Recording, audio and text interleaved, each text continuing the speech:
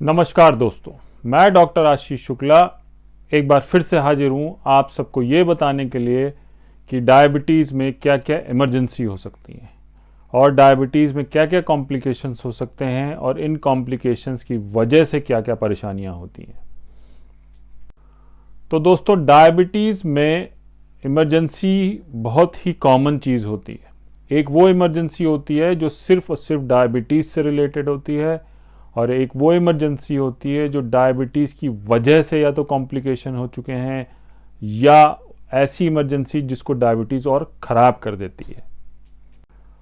तो दोस्तों, डायबिटीज़ में इमरजेंसीज़ की शुरुआत कहाँ से होती है?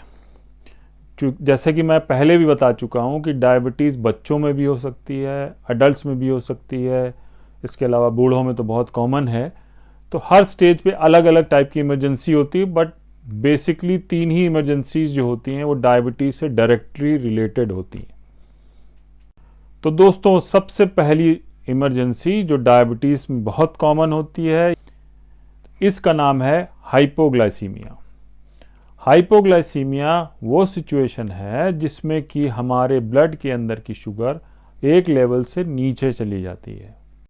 तो दोस्तों, अगर हम लोग ऊपर से शुरुआत करें तो दिमाग में कन्फ्यूजन शुरू हो जाता है, इरिटेबिलिटी शुरू हो जाती है, मतलब कि आदमी चिड़चिड़ा हो जाता है, उसको कभी कभी कन्फ्यूजन की स्टेट हो जाती है, कभी कभी ऊल जलूल बकने लग जाता है, उसके अलावा चक्कर आने लग जाता है, उसके अलावा कभी कभी लगता है कि पूरा पीला पड़ा जा रहा है शरीर, खूब सारा पसीना आता है, घबराहट बहुत होती है, कभी कभी दिल की धड़कन बहुत तेज हो जाती है और लगता है कि कुछ नहीं कर पाएंगे।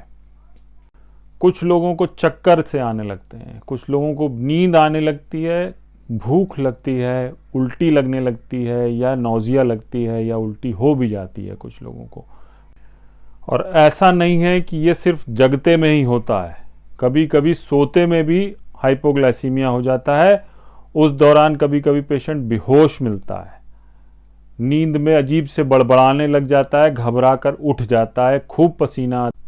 तो इसको ऐसे ले सकते हैं कि अगर कोई भी इंसान जो डायबिटिक है या डायबिटीज़ की दवा खा रहा है या नहीं भी खा रहा है, वो बहुत एक्सरसाइज कर रहा है या बहुत ही ज़्यादा फास्टिंग कर रहा है, अपने खाने में बहुत ज़्यादा परहेज कर रहा है, उस सिचुएशन में भी हाइपोग्लाइसीमिया होने की संभावनाएं बढ़ जाती हैं।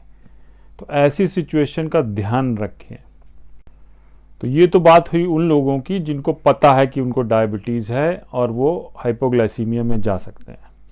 वो लोग जिनको पता नहीं है कि उनको डायबिटीज़ है, उनके साथ भी अगर ऐसी कोई सिचुएशन आती है कि चक्कर लग रहा है, घबराहट आ रही है, पसीना आ रहा है, खासकर बच्चों में इस बात का ध्यान रखें कि अगर वो कभी कभी इस टाइप की कंप्लेंट करते हैं तो उनको ज़रूर कुछ मीठा पहले खिला दें। तो वो लोग जो डायबिटीज़ के मरीज हैं, उनके साथ क्या हुआ कि एक बैठे थे, अपना काम कर रहे थे या कुछ और चीज़ें कर रहे थे, घर पे हैं या बाहर हैं, कहीं पर भी इस टाइप की सिचुएशन लगे तो वो पहले ये मान के चलें कि उनको हाइपोग्लाइसीमिया हो रहा है। ऐसा इसलिए कह रहा हूँ कि हाइपोग्लाइसीमिया की सिचुएशन कभी कभी इतनी ख़राब हो सकती है कि इंसान की डेथ भी हो जाती है। डायरेक्ट डेथ नहीं भी होगी तो पता चला गाड़ी चला रहे हैं, हाइपोग्लाइसीमिया हुआ, चक्कर आया और ले जाकर के एक्सीडेंट हो गया, वो सिचुएशन भी बहुत खतरनाक हो सकती है।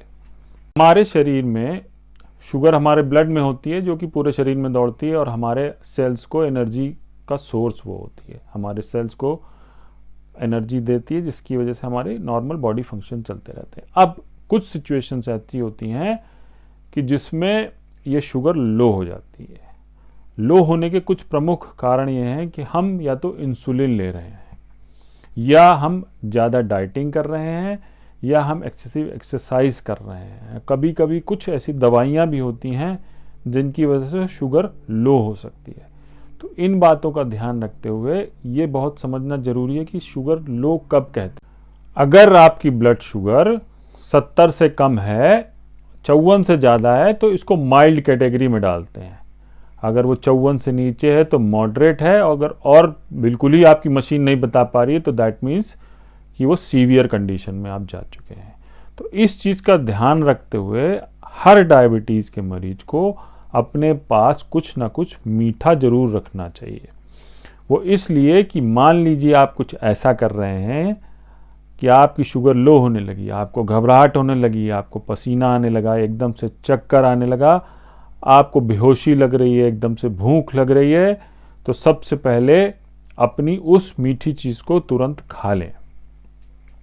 मीठी चीज़ में आप चॉकलेट रख सकते हैं, आप टॉफ़ी रख सकते हैं, आप जूसेस को रख सकते हैं, आप ग्लूकोज के पाउचेस को रख सकते हैं, या कुछ ऐसी इंस्टेंट मिठाई जो कि शुगर आपको तुरंत बढ़ा दे। ज़्यादातर लोगों के पास शुगर नापने का तरीका नहीं होता है, जब वो या तो काम पे होते हैं या कुछ भी कर रहे हैं, ग्लूकोमीटर बहुत लोगों के पास नहीं होता है। ऐसी सिचुएशन में अगर आपको कभी भी इस तरह से कुछ भी लगे, जो आपको पहले नहीं लग रहा था, 5 मिनट पहले नहीं लग रहा था, अब तुरंत लगने लगा है, तो आप उस मीठे को खा लें। अगर 15 मिनट के अंदर आपको कुछ बेटर लगने लगे, तो इसका मतलब कि आपकी शुगर लो हुई थी। अब क्या करना है, उसके बाद कुछ अच्छे से खाने, पेट को भर लें, नाश्ता कर लें, कुछ और भी अच्छी हैवी चीज़ खा लें, जिससे आपके शुगर लेवल को मेंटेन किया जा सके। यहाँ पे लोग कहते हैं कि शुगर के मरीज हैं, ऊपर से और शुगर पिला दे रहे हैं आप, तो भाई साहब सिचुएशन यहाँ पे क्रिटिकल है। तो आपको सबसे पहले उस लो लेवल की चीज़ से बचाना है, जिसकी वजह से आपकी जान को खतरा भी हो सकता है। ये तो हुआ उन लोगों के लिए जो कि कॉन्शियस हैं, मतलब अपनी मिठाई खुद खा सकते हैं, अपनी दवा खुद खा सकते हैं, ये उन लोगों के लिए। कुछ लोग कभी कभी बेहोश मिलते हैं, लोगों को ये पता नहीं होता है कि इनको डायबिटीज़ है कि नहीं है। तो विदेशों में ये किया गया है कि अगर आप डायबिटीज़ के मरीज़ हैं तो आप एक बैंड पहन लें, या अपनी जेब में कुछ ऐसा रखें जिससे दिखे कि आप डायबिटीज़ के मरीज़ हैं। तो करना क्या है कि अगर ऐसी सिचुएशन में आपके पास कोई भी मीठी चीज़ है, तो उसको हल्का सा मुंह में लगा दें, या चॉकलेट रख दें, या ग्लूकोज का कोई पेस्ट बना के रख दें। पीने की कोई भी चीज़ नहीं देंगे अगर पेशेंट अनकॉन्शियस है या उस चक्कर खा के गिर गया है। थोड़ी सी जगह ऐसे करके उसके मुंह में थोड़ा सा ग्लूकोज डाल देंगे, या कुछ मीठा ऐसा रख देंगे जो इमीडिएट एब्जॉर्ब होने लगे। मिठाई नहीं रखेंगे, चॉकलेट रख सकते हैं। सबसे इम्पॉर्टेंट है ग्लूकोज का पाउडर। इसीलिए कहा जाता है कि जो भी डायबिटीज़ का मरीज है उसके पास एक हाइपोग्लाइसीमिया किट होनी चाहिए। हाइपोग्लाइसीमिया किट में ग्लूकोमीटर होता है, कहीं कहीं पे ग्लूकोगॉन का इंजेक्शन रखा जाता है, कुछ मीठी चीज़ रखी जाती है, और एक बैच रखा जाता है कि जिससे ये पता चले कि ये अगला इंसान डायबिटीज़ का मरीज है। अब आते हैं कि हाइपोग्लाइसीमिया की वजह से क्या क्या नुकसान हो सकते हैं। अब नुकसान में सबसे ज़रूरी है मृत्यु हो सकती है।